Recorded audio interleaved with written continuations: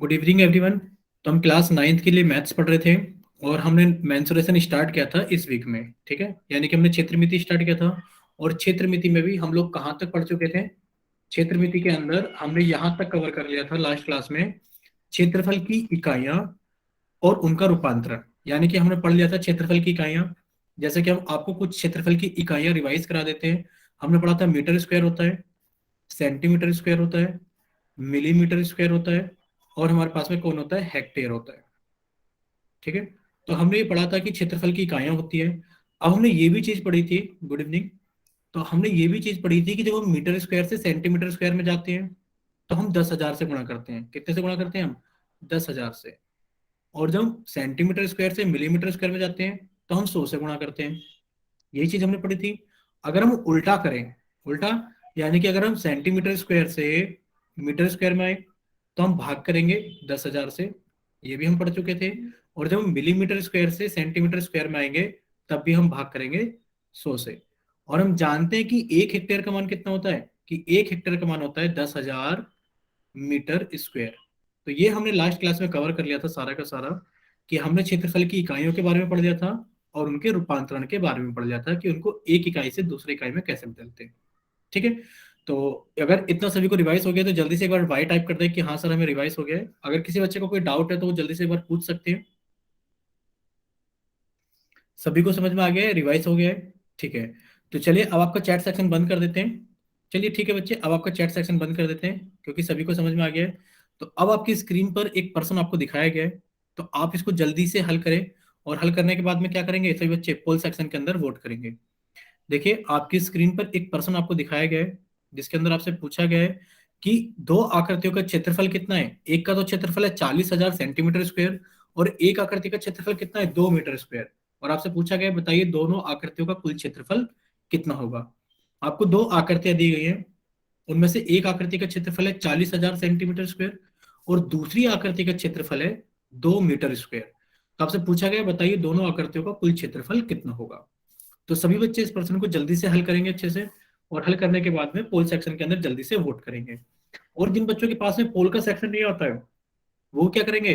वो भी इस प्रश्न को जल्दी से हल करेंगे और अपना ऑप्शन बनाकर अपने पास रख लेंगे कि आपकी तरफ से कौन सा ऑप्शन सही है। और जब आपका चैट सेक्शन ओपन किया जाएगा तो सभी बच्चे क्या करेंगे? जल्दी से चैट सेक्शन के अंदर अपना ऑप्शन टाइप करके भेज देंगे। ठीक है, चलिए बच्चों का आंसर भी आ गया है पोल सेक्शन के अंदर। कुछ बच्चों ने तो आंसर भी कर दिया है पोल सेक्शन के अंदर। बाकी बच्चे भी जल्दी से हल करें और हल करने के बाद में जल्दी से पोल सेक्शन के अंदर आंसर करिए। देखिए आपको दिया गया है कि दो आकृतियां आपके पास हैं जिसमें से एक आकृति का क्षेत्रफल कितना है? 40,000 सेंटीमीटर स्क्वायर और दूसरी आकृति का जो क्षेत्रफल है वो 2 मीटर स्क्वायर है। और आपसे पूछा गया कि बताइए दोनों आकृतियों का कुल क्षेत्रफल कितना होगा। और कोई भी बच्चा अपना माइक ओपन नहीं करेगा, प्लीज किसी का माइक अगर ओपन होता है तो वो बंद कर दिया करो जल्दी से।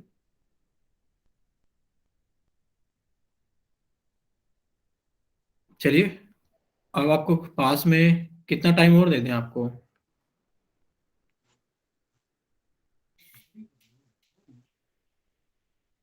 देखो किसी बच्चे का माइक ओपन है, प्लीज माइक बंद कर लो। हिमांशु, आप अपना माइक बंद कीजिए बच्चे जिसने हिमांशु के नाम से क्लास ज्वाइन की है।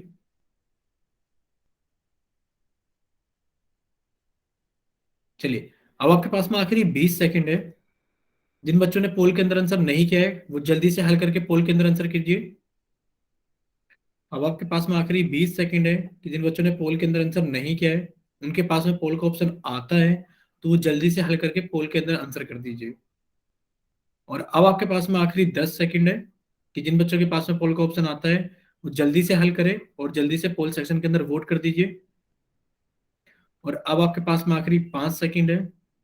5, 4, 3, 2, 1। चलिए आपका पोल सेक्शन एंड किया जाता है और अब आपका चैट सेक्शन ऑन किया जाता है। तो आप जल्दी से जाइए चैट सेक्शन के अंदर। जिन बच्चों के पास में पोल ऑप्शन का आंसर नहीं आता है, पोल का ऑप्शन नहीं आता है, तो जल्दी से क्या करेंगे? वेरी गुड, चैट सेक्शन के अंदर अपना आंसर भेजेंगे। विनय आप ऑप्शन नहीं भेज रहे हो बच्चे। ठीक है, विनय आ गया, आपका आंसर आ गया, वरुण का भी आ गया, निखिल का भी आ गया है। ठीक है। अब कोई भी बच्चा टाइप नहीं करेगा, जल्दी से सभी बच्चे सामने देखेंगे स्क्रीन पर। अब कोई भी बच्चा टाइप नहीं करेगा, वरना फिर आप कहोगे सर समझ में नहीं आया। देखिए, अभी कोई भी बच्चा टाइप नहीं करेगा, सभी बच्चे सामने देखेंगे। आपको दिया गया है कि दो आकृतियों का क्षेत्रफल कितना है, 40,000 सेंटीमीटर स्क्वायर, यानी कि आपने कहा एक आकृति का क्षेत्रफल है, तो हमने इसको लिख दिया एरिया वन, और वो कितना दिया गया हमें, 40,000 सेंटीमीटर स्क्वायर। और दूसरी आकृति का क्षेत्रफल, यानी कि हमने उसको A2 मान लिया, वो कितना दिया गया हमें, 2 मीटर स्क्वायर। पूछा गया कि आप बताइए दोनों आकृतियों का कुल क्षेत्रफल कितना होगा, तो आपने कहा A1 + A2। अब आप हमें खुद बताइए, अगर आपके पास में कोई कहने लगे कि आपके पास में 2 रुपए हैं और आपके पास में 50 पैसे हैं, तो बताओ आपके पास में कितने रुपए हैं या कितने पैसे हैं। तो आप क्या करोगे, इन दोनों को जोड़ोगे। जोड़कर आप ये तो नहीं कह सकते कि 50 पैसे में जब हम 2 रुपए को जोड़ देंगे तो ये 52 रुपए बन जाएंगे, ऐसा तो नहीं हो सकता। या फिर ये 52 पैसे बन जाएंगे, ऐसा भी नहीं हो सकता। यानी कि दोनों ही चीजें गलत है, ना तो ये 52 रुपए बन सकते हैं और ना ही ये 52 पैसे बन सकते हैं। तो जिन बच्चों ने ऐसा किया है ना कि सर 40,000 सेंटीमीटर स्क्वायर ये रहा और 2 मीटर स्क्वायर ये रहा, तो बच्चे यहाँ देखो, यहाँ सेंटीमीटर स्क्वायर है और यहाँ पर मीटर स्क्वायर है। आपको लास्ट क्लास में बताया गया था कि जब तक इकाई सेम नहीं होती, जब तक हम उन्हें जोड़ते नहीं है। जिस बच्चे ने इनको जोड़ करके ऐसे आंसर क्या है ना सर, 40,002 सेंटीमीटर स्क्वायर या फिर 40,002 मीटर स्क्वायर, तो उन दोनों के तो आंसर गलत है, क्योंकि आपका सीधा सीधा तो नहीं जुड़ सकता, क्योंकि दोनों की इकाइयां क्या है, अलग अलग है। जब दोनों की इकाइयां अलग अलग है, तो अब हम क्या करेंगे, यानी कि हम पहले इनकी इकाइयों को एक जैसा बनाएंगे और उसके बाद क्या करेंगे, इनको जोड़ेंगे। ठीक है, पहले इनको एक जैसा बनाएंगे और फिर हम क्या करेंगे, इसको जोड़ेंगे। अच्छा ये बताओ, अगर ये 40,000 सेंटीमीटर स्क्वायर है, आप खुद बताइए कि अगर एक आकृति का क्षेत्रफल 40,000 सेंटीमीटर स्क्वायर है और आप इसमें दूसरी आकृति का कुछ भी क्षेत्रफल जोड़ दो, आप इसमें दूसरी आकृति का कुछ भी क्षेत्रफल जोड़ दो, तो 40,000 से बड़ा ही हो जाएगा सेंटीमीटर स्क्वायर में। तो सेंटीमीटर स्क्वायर में तो ये 40,000 से बड़ा ही होगा। अब आप देखो, आपका आंसर तो ये है, एक तो 40,002 सेंटीमीटर स्क्वायर, यानी कि ये तो सही आंसर नहीं है। दूसरा आपका लिखा है 60 सेंटीमीटर स्क्वायर, ये भी ऑप्शन नहीं है। यानी कि अगर सेंटीमीटर स्क्वायर में आंसर होगा तो 40,000 से ज्यादा होगा, लेकिन पर ये दोनों जुड़ के 40,000 दो तो नहीं बना सकते, क्योंकि नीचे वाला मीटर स्क्वायर है। यानी कि अब हम देखते हैं कि हमारे पास में क्या है, एक आंसर बचता है 6 मीटर स्क्वायर और एक बचता है 6 सेंटीमीटर स्क्वायर। तो एक बच्चा तो ऐसे भी कह सकता है सर, जब दोनों ही क्षेत्रफल, एक 40,000 सेंटीमीटर स्क्वायर है और एक हमारे पास में कुछ भी सेंटीमीटर स्क्वायर हो, जुड़ने के बाद आंसर 40,000 से कम तो नहीं हो सकता, 40,000 से कम तो नहीं हो सकता। यानी कि एक बच्चा तो खुद ही कह देगा सर 6 सेंटीमीटर स्क्वायर तो हो ही नहीं सकता। यानी कि आपके तीन ऑप्शन तो कट गए, आपका एक ऑप्शन बचा सी, 6 मीटर स्क्वायर, यानी कि आपका सही आंसर है। बट अगर हम ऑप्शन से ना करके इसको हल करें तो कैसे करेंगे, तो इसको हल ऐसे करेंगे कि सर सेंटीमीटर स्क्वायर को मीटर स्क्वायर में बदल लेते हैं। अभी हमने सीखा था, जहां पर देखिए से बच्चे हम ग्रीन पेन से लिख रहे हैं, अभी हमने सीखा था एक होता है मीटर स्क्वायर, एक होता है सेंटीमीटर स्क्वायर। कि जब हम सेंटीमीटर स्क्वायर से मीटर स्क्वायर में आते हैं, तो हम क्या कर देते हैं, हम 10,000 से भाग कर देते हैं। क्या कर देते हैं, 10,000 से भाग। तो हम यही करेंगे कि हम क्या करेंगे, जो हमारे पास में 40,000 सेंटीमीटर स्क्वायर दे रखा है, जो हमारे पास में ये दे रखा है कि सर 40,000 सेंटीमीटर स्क्वायर है, अगर हम पूछे कि कितने मीटर स्क्वायर, तो आप कहोगे सर 10,000 से भाग कर देंगे, क्योंकि मीटर स्क्वायर में आते वक्त हम 10,000 से भाग कर देते हैं। पर किसको भाग करेंगे, यहां पर लिखी हुई संख्या को भाग करेंगे, यहां पर लिखी हुई संख्या को भाग करेंगे। तो आपकी 4 जीरो से 4 जीरो कट जाएगी, यानी कि आपका आंसर आ जाएगा 4 मीटर स्क्वायर। यानी कि आपने कहा सर जो एरिया वन है वो 4 मीटर स्क्वायर है और जो एरिया दो है वो 2 मीटर स्क्वायर है, और जब आप दोनों को जोड़ दोगे तो सर ये हो जाएगा 6 मीटर स्क्वायर। कितना हो जाएगा ये, 6 मीटर स्क्वायर। और यही आपका सही आंसर भी है, 6, सॉरी ये आपका सही आंसर भी है, 6 मीटर स्क्वायर। ठीक है बच्चे, तो आपको पता लग गया आपका सही ऑप्शन कौन सा है, 6 मीटर स्क्वायर। अब आप अगर सभी को समझ में आ गया है तो आप जल्दी से वाई टाइप करें। अगर आप सभी को समझ में आ गया तो जल्दी से वाई टाइप करें। अगर नहीं समझ में आया तो आप एन टाइप करें, या फिर आप अपना माइक ओपन भी करके पूछ सकते हैं कि सर हमें यहाँ पर डाउट है। प्लीज सभी बच्चे अपना माइक बंद रखेंगे। चलिए, सभी को समझ में आ गया है? देखो, जो भी बच्चा अपना माइक ऑन कर रहा है हम उन्हें क्लास से बाहर निकाल रहे हैं। ठीक है, हिमांशु सताना को क्लास से बाहर निकाला जा रहा है और अब उनको क्लास के अंदर एडमिट नहीं किया जाएगा। ठीक है, बताओ, उनको स्टार्टिंग में बोला है कि अपना माइक बंद रखना, वो अपना माइक ही ऑन करके छोड़ देते हैं। चलिए, हमने उनको बाहर निकाल दिया क्लास से और अब हम उन्हें एंट्री नहीं देंगे। ठीक है, चलिए, अब आगे करते हैं। अब आप सभी बच्चे अपनी कॉपी निकालेंगे और कॉपी के अंदर जल्दी से हेडिंग लिखेंगे। हम हमेशा लिखाते हैं, अब आप लिखेंगे #3। यानी कि आज हम थर्ड टॉपिक पढ़ेंगे किसके अंदर, क्षेत्रमिति के अंदर। और थर्ड टॉपिक क्या है हमारा, 2 डायमेंशनल, यानी कि 2D शेप्स। अब इनको 2D शेप्स को हिंदी में क्या बोलते हैं, हम हिंदी में बोलते हैं इनको द्विविमीय आकृति। क्या बोलते हैं इनको, द्विविमीय आकृति। ठीक है। तो इनको जल्दी से अपनी कॉपी में लिख लेंगे कि आज की हेडिंग लिख लेंगे। आप ऐसे लिख लेना 2D शेप्स। क्या लिखेंगे आप, 2D शेप्स। अगर देखो, अगर आपने इस बार अपना माइक ओपन किया, इस बार तो हमने आपको एंट्री दे दी है। अगर आपने अपना माइक ओपन किया तो हम अगली बार फिर से क्लास से बाहर निकाल देंगे और इस बार एंट्री भी नहीं देंगे आपको। ठीक है। देखिए, 2D शेप्स के बारे में पढ़ेंगे। जल्दी से हेडिंग लिखिए 2D शेप। देखो 2D शेप क्या होता है। अब आपने एक चीज जरूर सुनी होगी कि कुछ तो हमारे पास में 1D होता है, कुछ हमारे पास में 2D होती है, और कुछ हमारे पास में 3D होती है। आज हम इनके अंदर अंतर भी सीखेंगे कि एक विमाओं वाली आकृति में क्या अंतर है, दो विमाओं वाली आकृति में क्या अंतर है, और तीन विमाओं वाली आकृति में क्या अंतर है। ठीक है। तो आप जल्दी से हेडिंग डाल लीजिए 2D शेप्स। देखिए, सबसे पहले आप लिखेंगे 2D शेप्स के अंदर कि 2D शेप्स क्या होती है। ठीक है। तो सभी बच्चे जल्दी से 2D शेप्स के अंदर लिखेंगे कि एक समतल या कागज पर, तो आप लिखना एक कागज पर खींची जा सकने वाली आकृतियां। यानी कि वो आकृति जिन्हें आप कागज पर खींच सकते हो। ठीक है। उनको क्या कहते हैं हम, उन्हें हम 2D शेप्स कहते हैं। ठीक है। तो आप ऐसे लिख लेना कि वो आकृति जिन्हें हम एक कागज पर खींच सकते हैं उनको हम 2D शेप्स कहते हैं। अब वो आकृति कैसी भी हो सकती है। कैसी भी हो सकती है का मतलब क्या है, कि वो आकृति चाहे आपकी ऐसी दिखती हो, चाहे वो आकृति आपकी ऐसी दिखती हो, चाहे वो आकृति आपकी ऐसी दिखती हो। यानी 2D शेप का मतलब क्या है, कि उसके पास में लंबाई होगी और उसके पास में चौड़ाई होगी, उसके पास में सर चौड़ाई होगी। सर वह खुली भी हो सकती है आकृति। नहीं, आकृति खुली नहीं होनी चाहिए। देखो, द्विविमीय आकृति देखो खुली हुई हो सकती है, खुली हुई हो सकती है, इसमें कोई डाउट नहीं है। ये खुली हुई भी हो सकती है। ठीक है। अब खुली हुई कैसे मतलब हो सकता है, देखो आपने एक तो पढ़ा था क्लोज्ड फिगर यानी कि बंद आकृति, एक पढ़ा था आपने खुली आकृति। मान लो आपके घर के आसपास में कोई प्लॉट है और उस प्लॉट के अंदर उस बंदे ने क्या करा है, जिसका भी वो प्लॉट है, उसने जिसका भी वो प्लॉट है उसने उसके अंदर क्या किया है, उसने सिर्फ इतना कर रखा है। देखो आप सामने देखिए, उसने सिर्फ प्लॉट बनाया, यानी कि ये एक प्लॉट था। ठीक है, ये एक उसका प्लॉट था और उसने प्लॉट की सिर्फ बाउंड्री कराई तीनों तरफ से। उसने सिर्फ प्लॉट की बाउंड्री कराई तीनों तरफ से। तो ये कैसी आकृति आपकी कहलाएगी, देखो इस आकृति की लंबाई भी है, चौड़ाई भी है। ये रही इसकी लंबाई, ये रही इसकी चौड़ाई। ठीक है। ये क्या इसकी चौड़ाई है, ये इसकी लंबाई है, क्योंकि इसकी लंबाई इतनी होगी। अब ये देखो यहां से खुली हुई आकृति हो सकती है, यानी कि एक ऐसी आकृति जो हमारे पास में कैसी हो, जिसकी दो क्या हो, विमाएं हो, एक लंबाई की हो और एक चौड़ाई की हो। अब हम ये चीज तो कह रहे हैं, देखो अगर आप इस आकृति को देखोगे, पहली वाली आकृति को, तो ये कहीं से भी देखने में आपको ऐसी नहीं लग रही होगी सर ये द्विविमीय आकृति कहाँ से है। लेकिन पर आप इसे कागज पे बना पा रहे हो ना, तो जिस भी आकृति को आप कागज पे बना सकते हो वो आकृति क्या कहलाएगी आपकी, एक 2D शेप ही कहलाएगी। क्यों कहलाएगी, क्योंकि जो आप कागज इस्तेमाल कर रहे हो, जिसके ऊपर आप बना रहे हो, उस कागज की कुछ लंबाई है और कुछ चौड़ाई है कि नहीं, आप खुद बताओ। जिस कागज के ऊपर आप बना रहे हो उसकी कुछ लंबाई कुछ चौड़ाई है। यानी कि कागज पर बनाई जाने वाली कोई भी आकृति, चाहे वो वृत्त हो, चाहे वो अर्धवृत्त हो, चाहे वो कुछ भी है, वो क्या कहलाएगी आपकी, वो आपकी 2D शेप ही कहलाएगी। ठीक है। ठीक है संजय, कोई बात नहीं। लेकिन पर संजय शायद आप लास्ट क्लास में भी नहीं थे। आप एक बार माइक ओपन करके बताइए संजय, आप लेट हो गए कोई बात नहीं, पर आप लास्ट क्लास में थे संजय।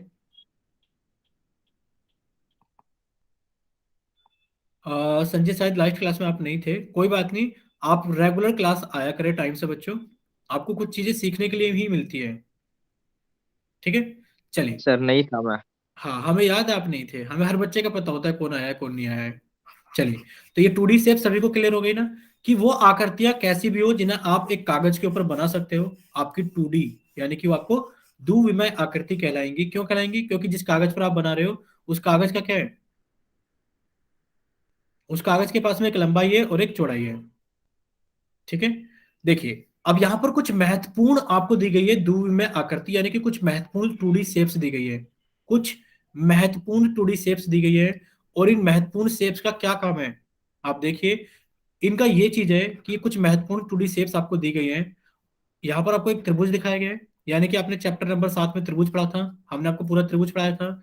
ये आपको एक चतुर्भुज दिया गया है, आपने चैप्टर नंबर 8 में पूरा का पूरा चतुर्भुज पढ़ा था और आपने पढ़ा था ये 2D शेप है।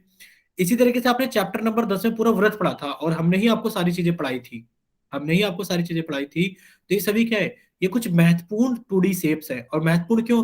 क्योंकि ये आपके सिलेबस में है, आपने इन सब चीजों के बारे में बहुत सारी चीजें पढ़ी है, तो इसलिए आपकी कुछ महत्वपूर्ण शेप है। अब आप कहोगे सर षष्ठभुज, हाँ जब हमने बहुभुज के बारे में पढ़ा था तो हमने आपको षष्ठभुज पंचभुज सब बताए थे। ठीक है, जब हमने बहुभुज के बारे में पढ़ा था तो हमने आपको पंचभुज षष्ठभुज, ठीक है, सब चीजें पढ़ाई गई थी।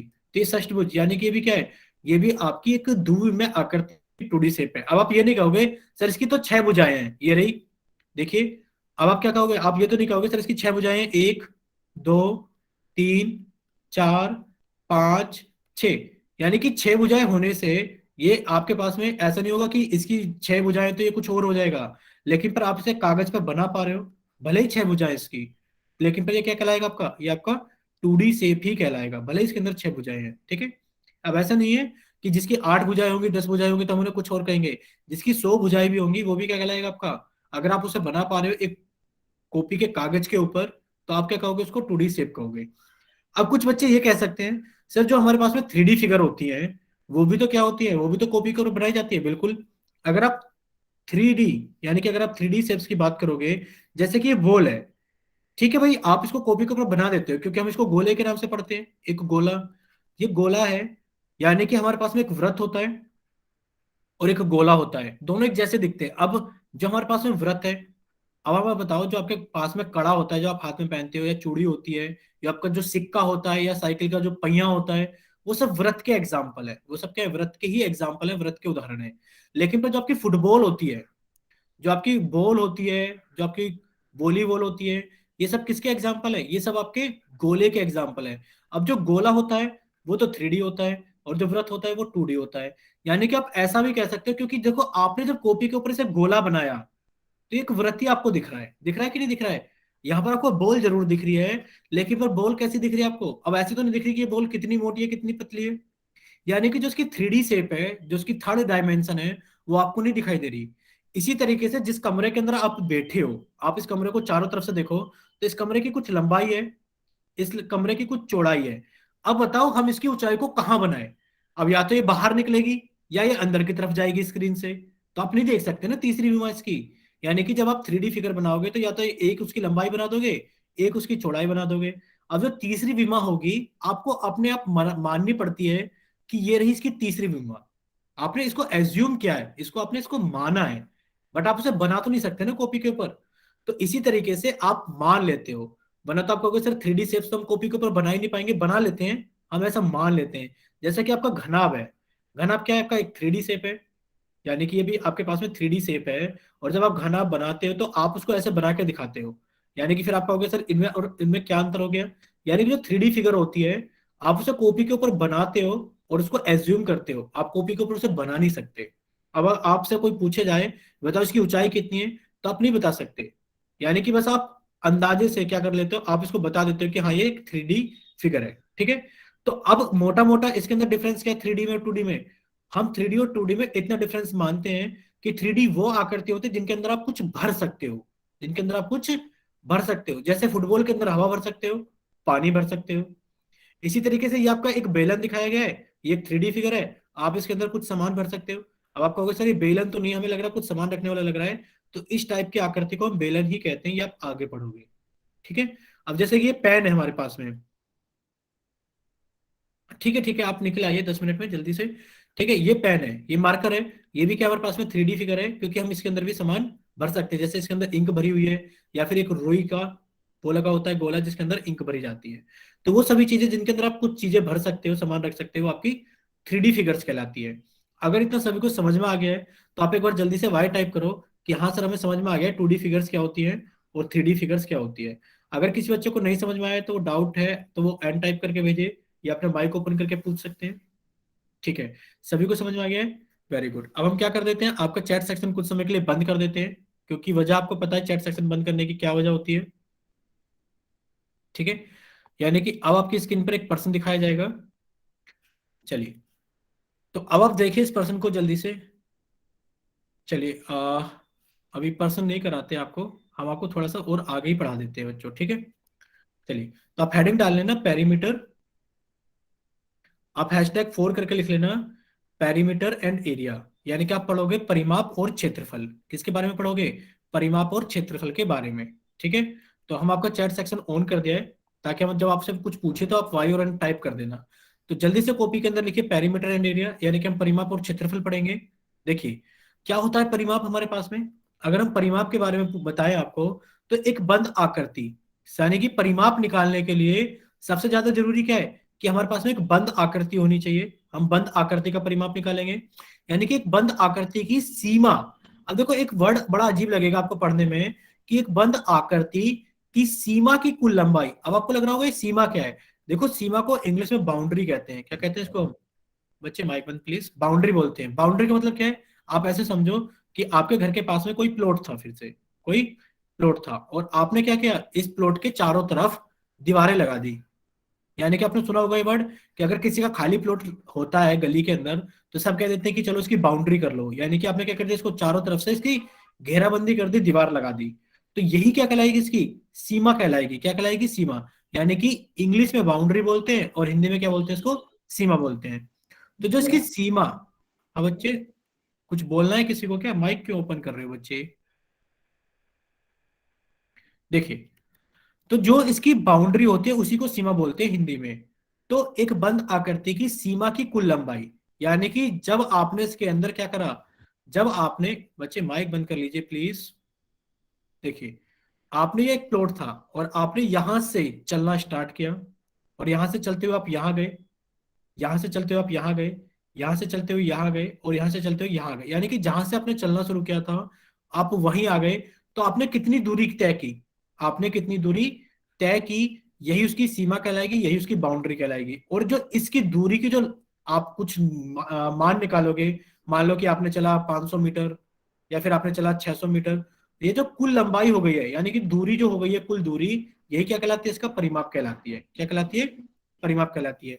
तो आप समझ सकते हो कि एक बंद आकृति की सीमा की कुल लंबाई उसका परिमाप होता है। और आप इसको ऐसे समझिए, जैसे यहाँ पर आकृति में आपको एक त्रिभुज दिखाया गया है।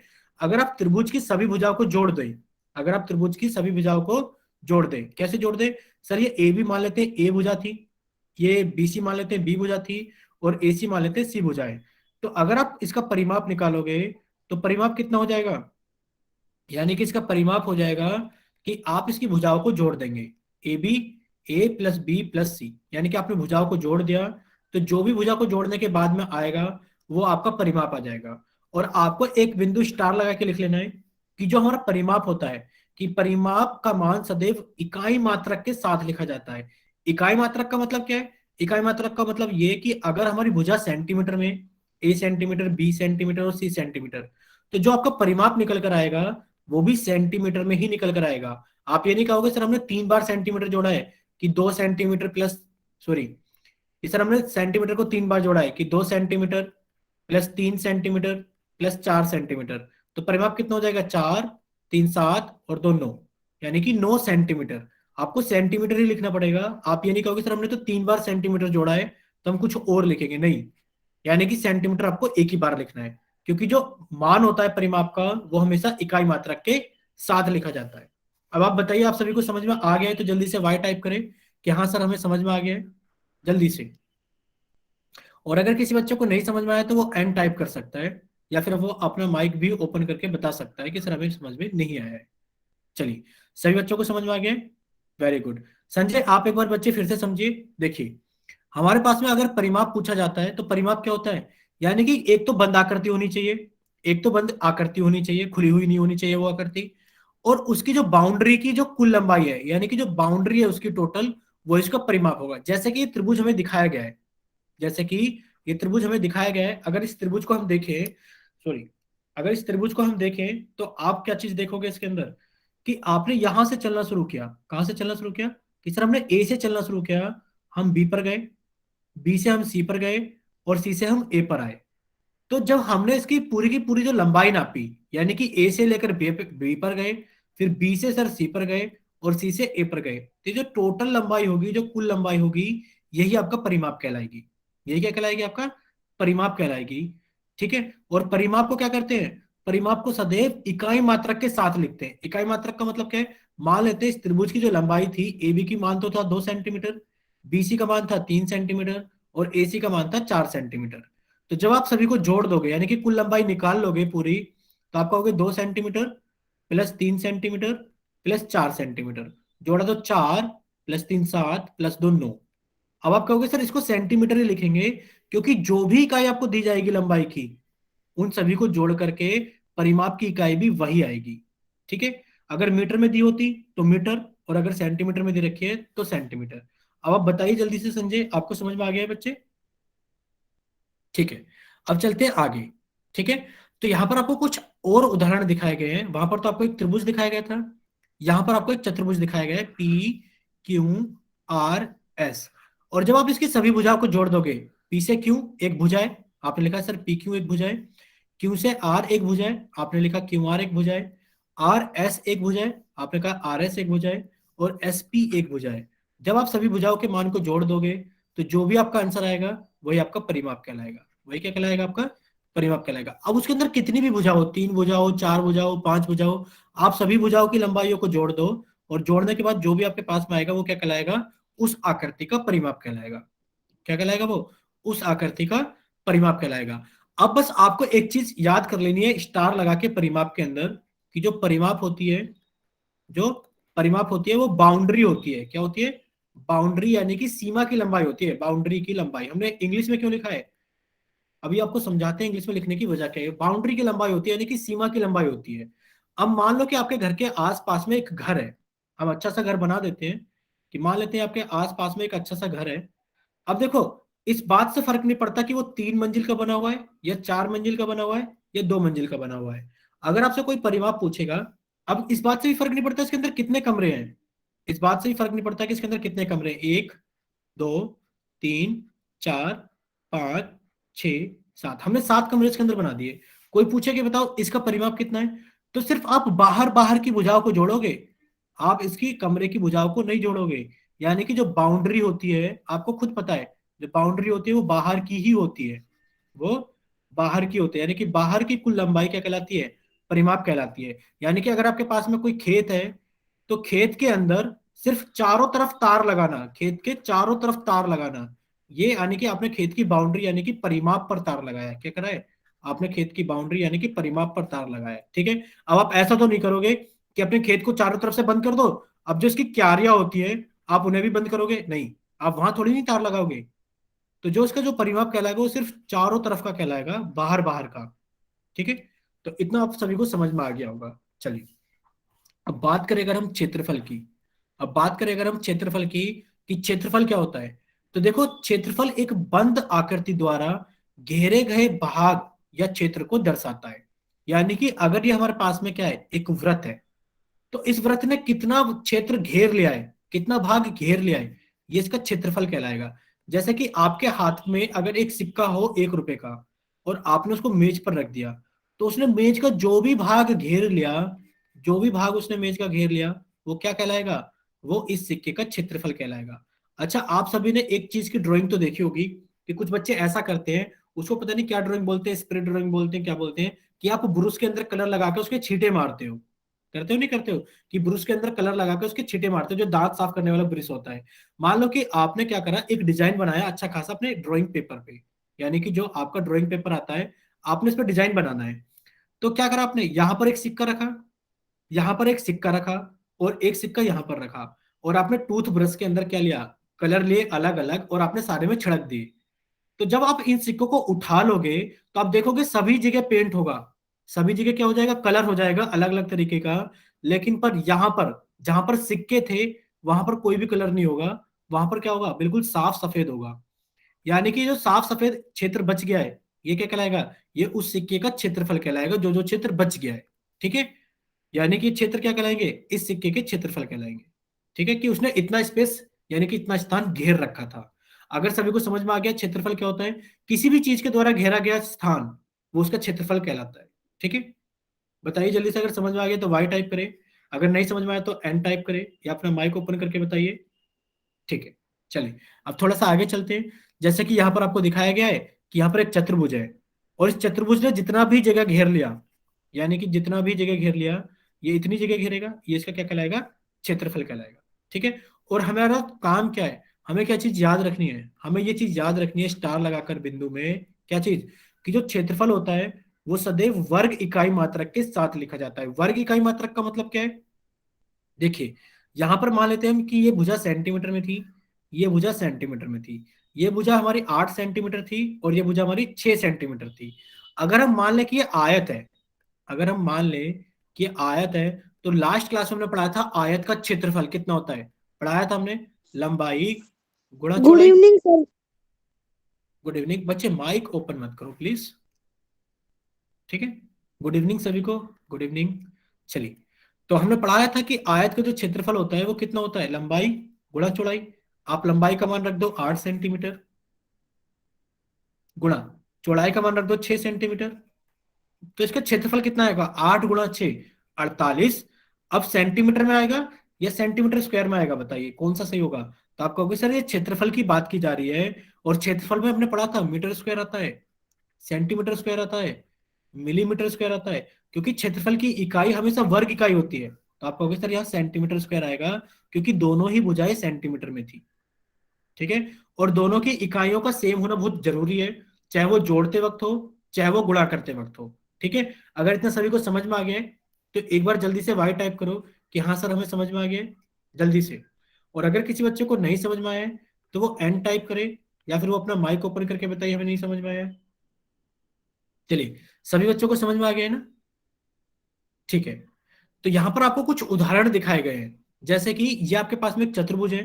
तो इस चतुर्भुज ने जितना भी भाग घेर लिया है, इस चतुर्भुज ने जो भी भाग घेर लिया, जो भी क्षेत्र खेल लिया है, ये इसका क्षेत्रफल कहलाएगा। क्या कहलाएगा? इसका क्षेत्रफल कहलाएगा। इसी तरीके से इस पंचभुज ने जो भी भाग घेर लिया है, वो क्या कहलाएगा? इसका क्षेत्रफल कहलाएगा। आप ऐसे भी कर सकते हो, आपके पास में जो बुक है, जो किताब है, जो कॉपी है, अगर आपने उसको कहीं मेज पर रख दिया, तो उसने मेज का जो भी भाग घेर लिया, जो भी भाग उसने मेज का घेर लिया, तो वो उस बुक का क्षेत्रफल कहलाएगा, कि उस बुक ने इतना भाग घेर लिया। मान लेते हैं कि एग्जांपल ले लेते हैं कि एक मेज थी, एक मेज थी जिसका क्षेत्रफल जिसका क्षेत्रफल 90 सेंटीमीटर स्क्वायर था, और आपने इसके ऊपर एक किताब रख दी, आपने इसके ऊपर एक किताब रख दी, और किताब रखने के बाद जो मेज का क्षेत्रफल हम इस्तेमाल कर सकते हैं, किताब रखने के बाद हम यही तो क्षेत्रफल इस्तेमाल कर सकते हैं इस मेज का, जो हम इस्तेमाल कर सकते हैं वो 80 सेंटीमीटर स्क्वायर है। तो बताओ बुक का क्षेत्रफल कितना होगा? तो बताइए बुक का क्षेत्रफल कितना होगा? आप कह दो कि सर 90 तो पूरी मेज का था, बुक रखने के बाद जो हम इस्तेमाल कर पा रहे हैं वो 80 कर पा रहे हैं। तो हमारे पास में 90 में से अगर 80 को घटा देंगे, तो 10 सेंटीमीटर स्क्वायर क्षेत्रफल बुक का होगा। होगा कि नहीं होगा? ठीक है। चलिए, अगर इतना सभी को समझ में आ गया है, तो अब हम आपका क्या कर देते हैं, चैट सेक्शन बंद कर देते हैं, ताकि अब आपकी स्क्रीन पर एक पर्सन दिखाई देगा, ताकि आप उसको अच्छे से हल करें, और हल करने के बाद में पहले पोल सेक्शन में वोट करें। तो आपकी स्क्रीन पर एक पर्सन दिखाया गया है, जिसमें आपसे पूछा गया है कि दिखाई गई आकृति या दिखाए गए त्रिभुज का परिमाप बताइए कितना हुआ। ठीक है। तो सभी बच्चे कहाँ जाएंगे? सबसे पहले इसको हल करेंगे, हल करने के बाद में पोल सेक्शन के अंदर जाएंगे, और अपनी तरफ से सही ऑप्शन वोट करेंगे, कि सर हमारी तरफ से सही ऑप्शन ये वाला है। देखिए, कि नीचे दिखाए गए त्रिभुज का परिमाप बताइए कितना होगा। आपको एक त्रिभुज दिखाया गया है और आपसे पूछा गया है कि बताइए इस त्रिभुज का परिमाप कितना होगा। आप इसकी इकाइयों को भी देख लेना, कि जो लंबाई है त्रिभुज की वो किस में दे रखी है, और वो ऑप्शंस किस में दे रखे हैं। ठीक है। सभी बच्चे दिखाए गए आकृति का, यानी कि दिखाए गए त्रिभुज का परिमाप निकालेंगे, और परिमाप निकालने के बाद में सभी बच्चे क्या करेंगे, पोल सेक्शन के अंदर वोट करेंगे। और जिन बच्चों के पास में पोल का ऑप्शन नहीं आता है, वो क्या करेंगे, वो भी इस प्रश्न को जल्दी से हल करेंगे। हल करने के बाद में अपना सही ऑप्शन बना के अपनी कॉपी पे लिख लेंगे, ताकि जैसे ही चैट सेक्शन ऑन किया जाए, तो वैसे ही आप क्या करते हैं, अपना सही ऑप्शन भेज दे, कि आपकी तरफ से सही ऑप्शन ये वाला है। ठीक है। तो चलिए जल्दी से सभी बच्चे इसको जल्दी से हल करेंगे।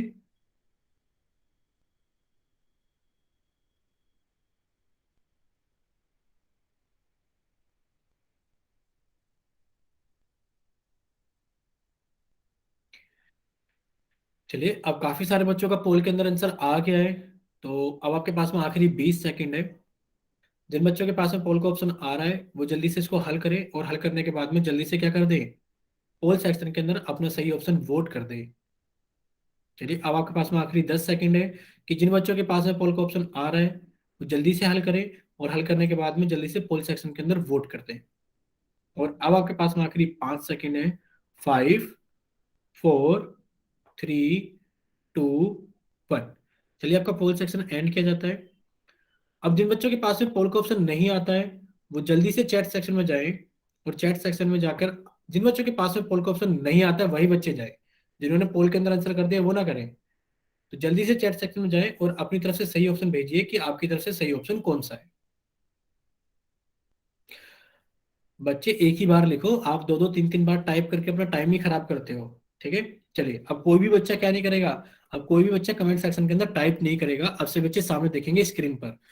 सभी बच्चों का सही है, सिर्फ एक दो बच्चे हैं जिनका गलत हो गया है। प्रिंस, बच्चे जल्दी से सामने देखिए, अब कोई भी बच्चा टाइप नहीं करेगा। प्रिंस, आपका गलत हो गया है बच्चे। देखिए क्या चीज दी गई है आपको, नीचे दिए गए त्रिभुज का परिमाप ज्ञात कीजिए। यानी कि यहाँ पर आपको एक त्रिभुज दिखाया गया है ए बी सी, और आपसे पूछा गया है कि बताइए इसका परिमाप कितना होगा। अभी आपको बताया था परिमाप क्या होता है, कि आप ए से चलना शुरू करो, बी पे जाओ, बी से आप सी पे जाओ, और सी से आप वापस ए पर आ जाओ। ये जो कुल दूरी आपने चली होगी इसके बाहर बाउंड्री की, वो क्या कहलाएगी, वो आपकी कहलाएगी परिमाप। कुल दूरी क्या कहलाएगी, आपकी परिमाप कहलाएगी। तो निकाल लेते हैं, जो इसका परिमाप होगा वो कितना होगा। आप कहोगे सर जो परिमाप होगा वो होगा A B plus B C plus C A. सभी का मान भर देते हैं। ए बी का मान कितना हो गया 5.5, प्लस बी सी का मान कितना हो गया 4.5, प्लस सी का मान कितना हो गया 7। और सभी को जोड़ने के बाद में, बच्चे माइक बंद प्लीज। देखो यहाँ भी सेंटीमीटर है, यहाँ भी सेंटीमीटर है, और यहाँ भी सेंटीमीटर है, तो आप सेंटीमीटर लिख दोगे। तो आंसर आपका आ जाएगा सर 5.5 प्लस 4.5 हो गया 10, और 7 कितना हो गया 17। यानी कि आपने कहा सर 17 सेंटीमीटर। तो पहला तो इसलिए गलत है क्योंकि यहाँ 17 सेंटीमीटर स्क्वायर लिखा हुआ है, तो ये ऑप्शन गलत हो गया। यहाँ 17 मीटर लिखा हुआ है, ये भी गलत हो गया। और यहाँ 17.5 लिखा हुआ है सेंटीमीटर में, तो हमारा आंसर 17 सेंटीमीटर, 17.5 नहीं, ये भी गलत हो गया। तो आपका बी ऑप्शन सही है, जिसके अंदर आपको दिया गया है 17 सेंटीमीटर। अब आप सभी बच्चे बताइए, अगर सभी को समझ में आ गया तो वाई टाइप करें, अगर किसी बच्चे को नहीं समझ में सर आया तो X टाइप करें। हाँ बताइए बच्चे, टाइप करके बता दीजिए एक बार।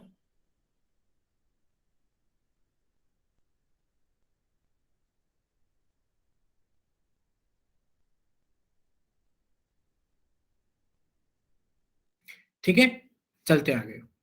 चलिए, इतने से बच्चों को समझ में आ गया है, तो अब आपका चैट सेक्शन फिर से बंद किया जाता है। वजह आपको पता है चैट सेक्शन बंद करने की क्या होती है, कि आपकी स्क्रीन पे फिर से एक पर्सन आ गया है, आप इसको हल करें, और हल करने के बाद में जल्दी से पोल सेक्शन के अंदर वोट करें।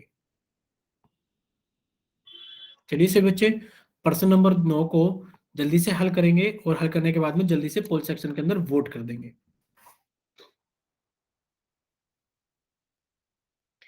सभी बच्चे जल्दी से पोल सेक्शन के अंदर जाएंगे, दिए गए प्रश्न को हल करेंगे और जल्दी से वोट कर देंगे। देखो आपसे पूछा गया है कि नीचे दी गई आकृति A B C E D A का परिमाप ज्ञात कीजिए, जहां पर ए बी सी डी एक आयत है, और आपको परिमाप निकालना है। तो परिमाप निकालने के लिए क्या करना है, हम आपको थोड़ा सा हिंट दे देते हैं। यानी कि आप अपने पेन की चोंच ई पर रखना, ई से पहले डी पर जाना, डी से फिर ए पर आना, ए से फिर बी पर जाना, बी से फिर सी पर जाना, और सी से फिर ई पर आना। अब आपको लग रहा होगा सर डीसी का कोई काम नहीं है क्या। अभी तो आपको हमने बताया था कि बाहर बाहर की बाउंड्री की जाती है, कभी अंदर की चीजों को नहीं नापा जाता। यानी कि सिर्फ आपको बाहर बाहर की बाउंड्री को नापना है, वही आपका क्या कहलाएगा, वही आपका परिमाप कहलाएगा। बच्चे, सही बच्चे अपना माइक बंद रखेंगे।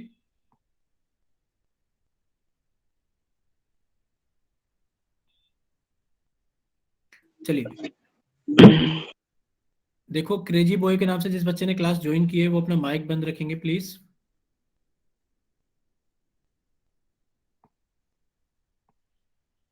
अगर किसी बच्चे को कोई डाउट होगा तो अभी हम चैट सेक्शन ऑन करेंगे। जब हम चैट सेक्शन ऑन करेंगे तब आप लिख कर भेज देना कि आपका कोई डाउट है कि नहीं है। ठीक है, तो आप अपना माइक बंद रखेंगे सभी बच्चे प्लीज। देखिए, अब बच्चों ने पोल सेक्शन के अंदर वोट करना स्टार्ट कर दिया है, तो सभी बच्चे क्या करें, जल्दी से हल करें, और जल्दी जल्दी से क्या करें, पोल सेक्शन के अंदर वोट करें। सभी बच्चे जल्दी से हल करें और हल करने के बाद में पोल सेक्शन के अंदर वोट करें, क्योंकि अब काफी सारे बच्चों ने वोट करना स्टार्ट कर दिया है। यानी कि इस प्रश्न को करने के लिए इतना टाइम काफी था, क्योंकि अगर 5-6 बच्चों का हो गया है तो सभी का हो जाना चाहिए। चलिए अब जल्दी से सभी बच्चे पोल सेक्शन के अंदर जल्दी जल्दी वोट कर देंगे।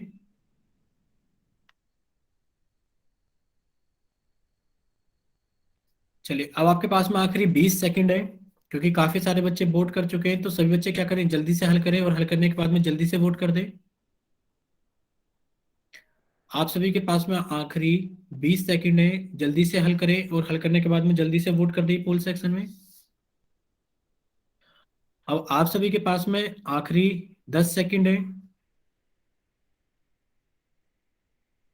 जिन बच्चों के पास में पोल का ऑप्शन आ रहा है वो जल्दी से पोल सेक्शन के अंदर वोट कर दें। और अब आपके पास में आखिरी 5 सेकंड है। 5, 4, 3, 2, 1। और अब आपका पोल सेक्शन एंड किया जाता है। और अब आप जल्दी से जाइए, बच्चे जिनके पास में पोल का ऑप्शन नहीं आता है जल्दी से जाइए चैट सेक्शन में और जल्दी से अपनी तरफ से सही ऑप्शन भेजिए। विनय का आ गया है, क्रेजी बॉय का आ गया है, प्रशांत का आ गया है, नवदीप का आ गया है, रूप सिंह से, ठीक है, प्रिंस का आ गया है, गोलू, मीनू, योगेश, वर्षा, संजय, ठीक है। चलिए अब सभी बच्चे सामने देखेंगे स्क्रीन पर। अब कोई भी बच्चा टाइप नहीं करेगा प्लीज। अब सभी बच्चे सामने देखिए स्क्रीन पर। देखिए आपको यहाँ पर एक आकृति दिखा, बच्चे प्लीज कोई भी टाइप नहीं करेगा अभी। सभी के आ गए, मिंटू का भी आ गया, मुरारी का, प्रदीप का, सभी के आ गए। चलिए अब देखिए कि परिमाप क्या होता है। परिमाप आप जानते हो, सिर्फ बाहर बाहर की लंबाई को परिमाप कहते हैं। आप ई से गए डी पर, डी से गए ए पर, ए से गए आप बी पर, बी से गए आप सी पर, ए से गए बी पर, और बी से गए सी पर, और सी से गए ई पर। यही परिमाप होता है, क्योंकि आपको पता है बाहर बाहर की सीमा ही परिमाप कहलाती है। अंदर इसके अंदर कितनी भी लाइनें आ जाएं, अंदर इसके अंदर कितनी भी, अगर ये भी लगी होती हमें इसका भी कोई जरूरत नहीं था। अगर यहां से भी जुड़ा होता हमें तब भी कोई जरूरत नहीं था, यहां से भी जुड़ा होता हमें तब भी कोई जरूरत नहीं थी। हमें अंदर की कोई जरूरत है ही नहीं। जो परिमाप होता है वो सिर्फ बाहर बाहर की सीमा होता है, ठीक है, बाहर बाहर का जोड़ना है। यानी कि आपने कहा इसका परिमाप कितना हो गया, आपने कहा सर इसका परिमाप हो गया है, लिख देते हैं कि दिखाई गई आकृति का जो परिमाप है वो परिमाप हो गया है सर कि ईडी, ईडी के अंदर हमने जोड़ा डीए को, डीए के अंदर हमने जोड़ा एबी को, एबी के अंदर हमने जोड़ा बीसी को, और बीसी के अंदर हमने जोड़ा सीई को। हमें दिया गया है कि एबीसीडी एक आयत है। आप जानते हो आयत की आमने सामने की भुजाएं बराबर होती है, आयत की आमने सामने की भुजाएं बराबर होती है। अगर ये 5 सेंटीमीटर है तो इसके सामने वाली भुजा भी 5 सेंटीमीटर हो जाएगी। चलिए सभी के मान भर देते हैं। ईडी का मान कितना हो गया 4, एडी का मान कितना हो गया 5, एबी का मान कितना हो गया 8, बीसी का मान कितना हो गया फिर से 5, और सी का मान कितना हो गया 3.5। जब आप इसे कुछ जोड़ोगे तो ये कितना हो जाएगा, 5 4 9, 9 8 17, 17 5 22, 22 और 3.5, 25.5। यानी कि 25.5 सेंटीमीटर, क्योंकि सभी चीजें तो सेंटीमीटर में, तो आपका आंसर आ गया 25.5 सेंटीमीटर। अगर इतना सभी बच्चों को समझ में आ गया है तो जल्दी से एक बार वाई टाइप करें कि हाँ सर समझ में आ गया है। अगर किसी बच्चे का कोई डाउट है तो वो एन टाइप करे, या फिर अपना माइक ओपन करके बताइए सर हमें चीज समझ में नहीं आई है। संदीप सताना के नाम से जिस बच्चे ने ज्वाइन किया क्लास, संदीप के नाम से, अच्छा ठीक है, आपको समझ में आ गया ना, वेरी गुड, ठीक है। चलिए अब आगे चलते हैं, ठीक है। तो अब आप सभी बच्चे जल्दी से हेडिंग डालेंगे। हम परिमाप पढ़ रहे थे, लेकिन पर अब हम लिखेंगे त्रिभुजों का परिमाप। जल्दी से सभी बच्चे हेडिंग डालेंगे अपनी कॉपी के अंदर, त्रिभुजों का परिमाप। यानी कि हम पढ़ेंगे पेरीमीटर ऑफ ट्रायंगल के बारे में। किसके बारे में पढ़ेंगे, पेरीमीटर ऑफ ट्रायंगल। तो जल्दी से सभी बच्चे अपनी कॉपी के अंदर हेडिंग डाल देंगे। आज हम पढ़ेंगे पेरीमीटर ऑफ ट्रायंगल के बारे में, यानी कि त्रिभुज के परिमाप के बारे में। देखिए क्या होता है त्रिभुज का परिमाप। अभी हमने पढ़ा था कि सर बाहर बाहर की सीमा को जोड़ दें। अगर कोई भी हमें बंद आकृति दी गई है और हम उसकी बाहर बाहर की सीमा को जोड़ दें तो वो क्या कहलाएगी, उसका परिमाप कहलाएगी। अब त्रिभुज के अंदर तो बहुत आसान है। त्रिभुज की कितनी भुजाएं होती है, त्रिभुज की 3 भुजाएं होती है। हमने पढ़ा था कि 3 भुजाओं से घिरी हुई बंद आकृति त्रिभुज कहलाती है। मान लेते हैं इसका मान कितना है हमारे पास में, A सेंटीमीटर, इसका मान कितना है हमारे पास में B सेंटीमीटर, और इसका मान कितना है हमारे पास में C सेंटीमीटर। तो त्रिभुज की तीनों भुजाओं की कुल लंबाई त्रिभुज का परिमाप होती है। यानी कि आप कह दोगे सर इसका परिमाप कितना होगा, आपको कहता जो इस त्रिभुज का परिमाप होगा वो कितना हो जाएगा, ए प्लस बी प्लस सी, और इन सभी को जोड़ के कितना जाएगा, सेंटीमीटर। सेंटीमीटर क्यों, क्योंकि आप देख पा रहे हो सभी की सभी जो भुजाएं हैं वो ए सेंटीमीटर, बी सेंटीमीटर और सी सेंटीमीटर, यानी कि सभी सेंटीमीटर में थी। और आपने सीखा था कि जो परिमाप होता है वो हमेशा किस में होता है, इकाई मात्रक में होता है। ठीक है, चलिए अगर इतना सभी को समझ में आ गया है तो आप यहाँ पर देखिए जल्दी से आगे। यानी कि अगर इस त्रिभुज के परिमाप की बात करी जाए तो भुजा की लंबाई है ए, इस भुजा की लंबाई है सी, और इस भुजा की लंबाई है बी, और जब आप सभी को जोड़ दोगे तो आपके पास में आएगा त्रिभुज का परिमाप। ठीक है, चलिए अब हम जानना चाहते हैं, जल्दी से बताओगे आप, क्योंकि हम यहाँ लंबाई की बात कर रहे हैं, यानी कि हम यहाँ लंबाई की बात कर रहे हैं, यानी कि हम त्रिभुज की भुजाओं की बात कर रहे हैं। तो आप हमें बताओ भुजाओं के आधार पर त्रिभुज कितने प्रकार के होते हैं, जल्दी से। भुजाओं के आधार पर त्रिभुज कितने प्रकार के होते हैं, 4 प्रकार के, 5 प्रकार के, 6 प्रकार के, कितने प्रकार के होते हैं। वेरी गुड, सभी को याद है कि भुजाओं के आधार पर त्रिभुज। हाँ बच्चे अभी होमवर्क देते हैं, अभी देते हैं होमवर्क सभी को। संजय आप एक काम करना, आप YouTube से एक बार वीडियो देख लिया करना, अगर आप नहीं आ पाते हो तो आपको अपने बैच का नाम पता है ना, आपके बैच का नाम है B16। देखो जो बच्चे क्लास में आते हैं थोड़ा लेट, जैसे संजय को भी कुछ काम है, उनको जाना भी है, अब देखो काम है तो बेचारे जाएंगे भी, तो आप ना ऐसे क्या करो, यूट्यूब पे लिख लिया करो अवंती संकल्प, और वहां पे 20 प्ले लिस्ट में जाना, और जब आप प्ले लिस्ट में जाओगे तो वहां पर आपको बैच दिखेगा B16, और उसमें वीडियो को देख लेना बच्चे, और उसमें आपको होमवर्क भी दिख जाएगा, क्योंकि लास्ट में हम रिकॉर्डिंग में होमवर्क भी रिकॉर्ड करते हैं। ठीक है, तो आपको जो होमवर्क मिल जाएगा वो रिकॉर्डिंग में मिल जाएगा संजय। ठीक है, चलिए ठीक है संजय, अभी आप जा सकते हो बच्चे। तो सभी बच्चे अब सामने देखेंगे, हमने संजय को बता दिया है, उनको कुछ काम है, उनको जाना था। तो संजय अभी आप जा सकते हो बच्चे। देखिए अब सभी बच्चे सामने देखेंगे स्क्रीन पर। देखिए भुजाओं के आधार पर त्रिभुज 3 प्रकार के होते हैं। पहला समबाहु त्रिभुज होता है, ये हमने पढ़ा था। दूसरा हमारे पास में कौन सा होता है, सम द्विबाहु त्रिभुज होता है, सम द्विबाहु त्रिभुज होता है। और तीसरा कौन सा होता है हमारे पास में, विषम बाहु त्रिभुज होता है। कौन सा होता है, विषम बाहु त्रिभुज। यानी कि हम इन तीनों त्रिभुज के बारे में पढ़कर आए थे त्रिभुज वाले चैप्टर में। ठीक है, तो जो भुजाओं के आधार पर त्रिभुज होते हैं 3 प्रकार के होते हैं। अब हम उन्हीं में से एक प्रकार का त्रिभुज पढ़ रहे हैं। कौन सा त्रिभुज पढ़ रहे हैं हम, समबाहु त्रिभुज। और समबाहु त्रिभुज में आप जानते हैं कि सर समबाहु त्रिभुज वो वाला त्रिभुज होता है जिसकी सभी भुजाएं समान होती हैं, यानी कि सारी की सारी भुजाएं क्या होती हैं, बराबर होती हैं। अगर ए बी सी एक समबाहु त्रिभुज है तो इसकी तीनों भुजाएं क्या होंगी, बराबर होंगी।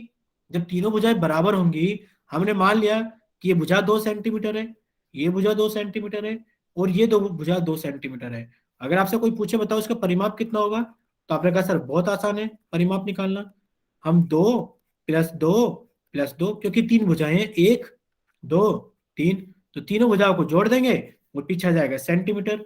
कितना हो गया हमारे पास में, 6 सेंटीमीटर। और यहाँ समझाने का पर्पस क्या है, अब सभी बच्चे सामने देखेंगे, कोई टाइप नहीं करेगा 6, यहाँ कुछ समझाना होगा, इतना आसान थोड़ी नहीं सवाल पूछेंगे। देखो हमें ये समझाना है कि जब आप एक ही नंबर को 3 बार जोड़ रहे हो, अगर आपसे कोई कहने लगे कि 4 + 4 + 4 + 4 + 4 कितनी बार लिखा है, 5 बार, तो क्या आप बार बार जोड़ोगे, नहीं, आप कहोगे लिखा है कितनी बार है, 1 2 3 4 5, यानी कि 5 बार लिखा है, गुणा क्या लिखा हुआ है, 4, तो आपने कहा 5 चौक 20, यानी कि आप कहोगे सर ये 1 2 3 3 बार लिखा गया है, क्या लिखा गया है, 2, तो 3 × 2 कितना हो गया, 6 सेंटीमीटर। यानी कि त्रिभुज की तीन भुजाएं होती हैं, त्रिभुज की 3 भुजाएं होती है, तो फिक्स हो गया। यानी कि आप कह सकते हो सर जो समबाहु त्रिभुज होता है इसका जो परिमाप होगा वो हमेशा कितना होगा, 3 × भुजा होगा। कितना होगा, 3 × भुजा। अगर आपको ये समबाहु त्रिभुज का परिमाप याद हो गया है तो बताइए कि सर जो समबाहु त्रिभुज होता है जो इसका परिमाप होगा, इसका परिमाप कितना होगा, सर इसका परिमाप होगा 3 × भुजा, 3 × भुजा। तो सभी बच्चे जल्दी से वाई टाइप करें कि हाँ सर समझ में आ गया है कि समबाहु त्रिभुज का परिमाप हमेशा 3 × भुजा होगा। ठीक है, यानी कि सभी बच्चों को समझ में आ गया ना कि समबाहु त्रिभुज का परिमाप हमेशा 3 × भुजा होगा। चलिए अब आगे चलते हैं।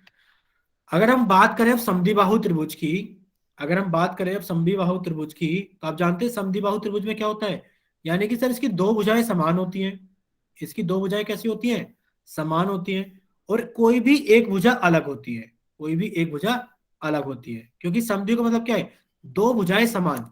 मान लेते हैं हमारे पास में पी क्यू आर एक त्रिभुज था और इसके अंदर दो भुजाएं समान थी, ये भी 3 सेंटीमीटर, ये भी 3 सेंटीमीटर, और हम इसको मान लेते हैं ये वाली जो भुजा बची है 5 सेंटीमीटर। ठीक है बच्चे, जा सकते हो आप भी यूट्यूब से एक बार होमवर्क जरूर देख लेना बच्चे कि होमवर्क दिया गया है क्या आज की क्लास में। ठीक है, देखिए, तो समद्विबाहु त्रिभुज का मतलब क्या है, दो भुजाएं समान। और अगर आपके पास में 5 मिनट का टाइम है तो 5 मिनट रुक जाओ, 5 मिनट में आपकी क्लास खत्म हो जाएगी और आपको सारे त्रिभुज समझा भी दिए जाएंगे।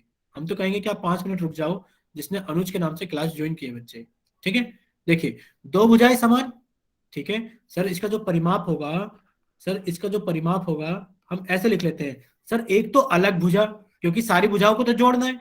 हमने कहा सर एक तो अलग भुजा की रही, बाकी जो दो भुजाएं समान है, बाकी जो दो भुजाएं समान है, हम इनको ऐसे भी तो लिख सकते हैं, दो गुणा समान भुजा, दो गुणा समान भुजा।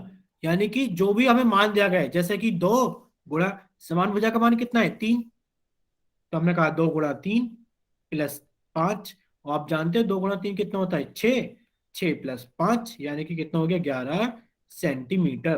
कितना हो गया, 11 सेंटीमीटर। तो आप समझ सकते हो कि जो समद्विबाहु त्रिभुज होता है उसका परिमाप कितना होता है, उसका परिमाप होता है सर 2 गुणा समान वाली भुजा प्लस अलग वाली भुजा, यानी कि जो हमें अलग दे दी जाती है। अगर इतना सभी को समझ में आ गया है तो जल्दी से वाई टाइप करें कि हाँ सर हमें समद्विबाहु त्रिभुज का परिमाप सर समझ में दोबारा समझा दो एक बार। बिल्कुल बच्चे, हम फिर से समझा देते हैं। देखिए, यहीं पर सभी बच्चे सामने देखेंगे, जल्दी से सभी बच्चे सामने देखेंगे, जिनको समझ में आ गया वो भी एक बार फिर से कोशिश करेंगे, समझिए अच्छे से। देखिए, अगर आपसे कोई पूछे कि त्रिभुज पी क्यू आर का परिमाप क्या होगा, अगर आपसे कोई पूछे कि त्रिभुज पी क्यू आर का परिमाप क्या होगा, तो आप क्या कहोगे, P Q plus Q R plus R P, यानी कि तीनों भुजाओं को जोड़ दोगे। तो आपने सभी का मान रख दिया, मान रख देते हैं, पी क्यू का मान 3, क्यू आर का मान 5 और क्यू आर पी का मान 3। तो जब आप इसको जोड़ोगे तो 3 प्लस 5 8, 8 प्लस 3 11, और आप जानते हो परिमाप हमेशा इकाई मात्रक में आता है, तो आपने कहा सभी के पीछे सेंटीमीटर था, तो परिमाप आ गया 11 सेंटीमीटर। लेकिन पर हम ये कह रहे हैं कि अगर आपको पता ही है कि जो हमारे पास में समद्विबाहु त्रिभुज होता है उसकी दो भुजाएं समान होती है, उसकी दो भुजाएं समान होती है, तो परिमाप को हम ऐसे भी तो लिख सकते हैं, क्योंकि आप लिखोगे 3 प्लस 3 प्लस 5, और आप जानते हैं जब एक ही नंबर को दो बार जोड़ा जाता है तो हम उसको ऐसे लिख सकते हैं, 2 गुणा 3 प्लस 5। अब ये 3 क्या है, सर ये 3 वो है जो भुजाएं समान है, तो हम इसको ऐसे भी तो लिख सकते हैं, 2 गुणा समान भुजाएं, जो भी समान भुजा का मान होगा, प्लस 5, यानी कि एक दूसरी भुजा जो समान भुजाओं से अलग है। यानी कि आप इसको ऐसे लिख सकते हो कि नहीं लिख सकते बच्चे, बिल्कुल लिख सकते हो। अब आप बताइए समझ में आ गया कि नहीं आया। Yes sir. ठीक यस है, सर। ठीक है, अब आप एक और देखिए, आपके पास में एक और होता है विषमबाहु त्रिभुज। अब देखो विषमबाहु त्रिभुज तो बहुत आसान होता है, यस सर। क्योंकि आपको पता है इसकी सारी भुजाएं क्या होंगी, अलग अलग। हमने इसकी सारी भुजाएं अलग अलग रंग से ही बना दी, सर इसकी भुजाएं सारी की सारी अलग अलग होंगी, तो ये रही सारी भुजाएं अलग अलग रंग की। ठीक है, अब ये विषमबाहु त्रिभुज है, तो हमने इसका नाम दे दिया काले रंग से ए बी सी। मान लेते हैं 2 सेंटीमीटर है, ये 3 सेंटीमीटर है और ये 4 सेंटीमीटर है। तो कोई आपसे पूछे बताइए इसका परिमाप कितना होगा, तो आप कहोगे सर विषमबाहु त्रिभुज का परिमाप का कोई सूत्र नहीं होता, सभी भुजाओं को जोड़ देते हैं, 2 प्लस 3 प्लस 4, यानी कि कितना हो गया हमारे पास में, सेंटीमीटर में आएगा, तो 4 3 7 और 2 9, आप कहोगे सर 9 सेंटीमीटर। ठीक है, अगर इतना सभी को समझ में आ गया है तो एक बार जल्दी से सभी बच्चे वाई टाइप कर दें कि हाँ सर हमें समझ में आ गया है। ठीक है, अब आप यस। सभी बच्चे अब आप सभी बच्चे इसका स्क्रीनशॉट ले लीजिए कि जो विभिन्न प्रकार के त्रिभुज होते हैं, जो विभिन्न प्रकार के त्रिभुज होते हैं, जैसे समबाहु, समद्विबाहु और विषमबाहु, तो आप जानते हैं जो इसका परिमाप होगा वो होगा 3 गुणा भुजा। क्या होगा, 3 गुणा भुजा, क्योंकि सारी भुजाएं समान होती है। यहां पर देखो 2a लिखा है, यानी कि जो समान भुजाएं हैं उनको 2 से गुणा करो, प्लस जो एक असमान भुजा है उसको जोड़ दो, और यह सभी भुजाएं अलग अलग होती है, तो आपने सभी भुजाओं को अलग अलग जोड़ दिया है। ठीक है बच्चे, आप इसका स्क्रीनशॉट ले लेना। चलिए, अब आप सभी बच्चे अपना होमवर्क का स्क्रीनशॉट ले लीजिए जल्दी से, कि आपका होमवर्क क्या है आज। आज आपका होमवर्क है, ये रहा। तो सभी बच्चों को स्क्रीन पर दिख गया अपना होमवर्क, जल्दी से सभी बच्चे होमवर्क ले लीजिए। सभी बच्चों ने स्क्रीनशॉट ले लिया है होमवर्क का?